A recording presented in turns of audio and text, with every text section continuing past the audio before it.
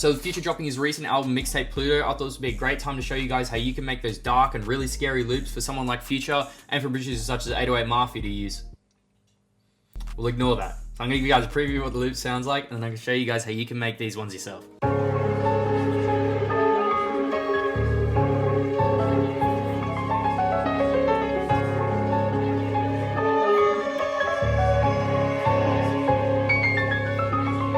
So to start off this loop, I found another loop I made a couple days prior to this and ended up flipping it into another starter, and that sounds like this.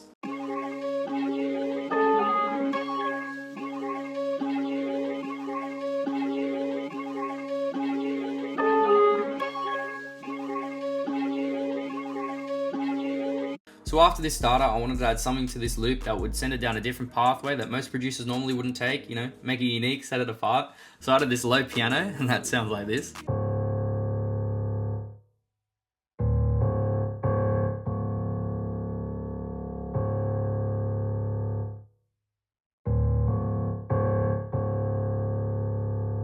So with the starter, there's one section that I really liked, and it's this part right here. And so I wanted to hit that pocket, leave the piano away from it, so it kind of emphasizes the sound a little bit more. And that sounds like this.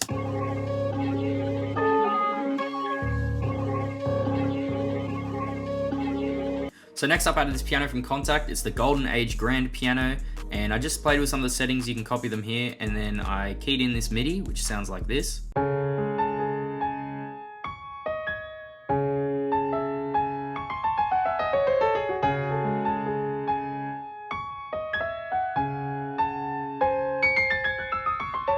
And then I just rendered it out as a waveform, and that with the rest of the loop sounds like this.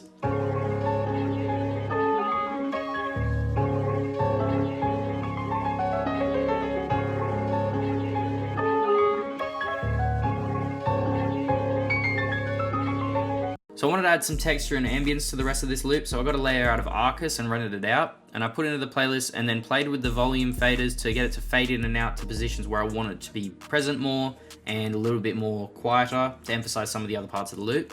And so then the layer sounds like this.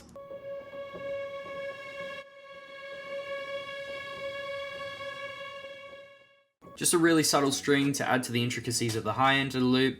Little things like that, as I said in the video beforehand, is stuff that gets your loops to sound apart. You want to add the real subtlety to ear candy. You want to be paying attention to the minor details of each loop. So next up, I wanted to add a different layer to the loop other than a piano and acoustic instruments. So I ended up with this bell layer that I first flipped, and the original MIDI sounds like this.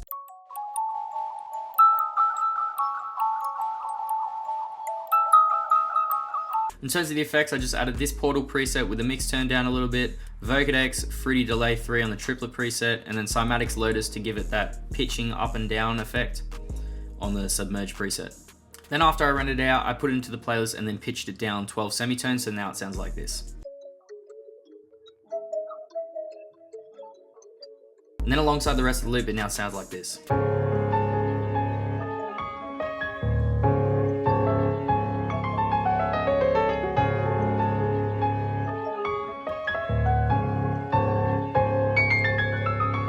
So right now with what we've got here is a pretty much completed loop, but in terms of the way I like to do my samples, I like to add little textures and stuff, go the extra mile with everything I do, because that's what I believe makes your samples stand out, is to make them sound apart from everyone else's. You want to fill it, not to the brim, you want to leave space, but you also want to add in those little things that catch your ear that make you go, oh, I like that. So next I added a tremolo string from BBC Symphony Orchestra, and it's just playing this one note throughout the whole loop, and it sounds like this.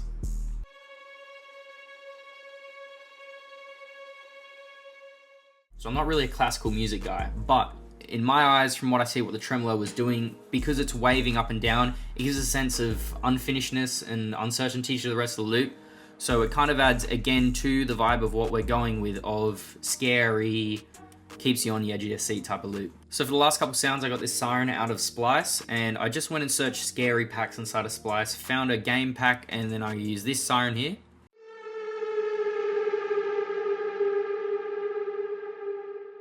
And in terms of the effects, I just added this Fruity EQ to bring down the low end, and again on the low end on the equalizer on the master. And to complement that sound, out of the same pack again, I got this violin here. So I really liked the way it sounded, but it didn't fit well in the mix as it was. So I decided to reverse it and then add an automation clip for some reverb at the end of it, and that sounds like this.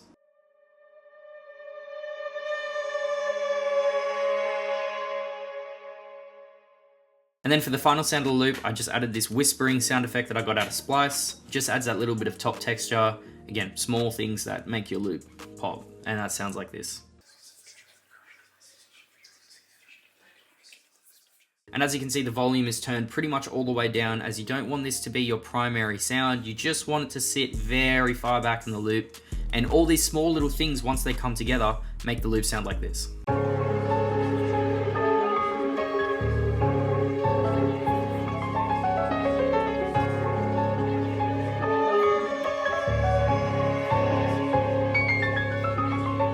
And then for the master, it doesn't really do a lot. Since with this loop, I didn't do a lot of effects and processing. Sometimes with my loops, I'll do practically none, keep it nice and simple, but then a lot of the others, I'll do a lot, add a bunch of different effects, consolidate, do it all again.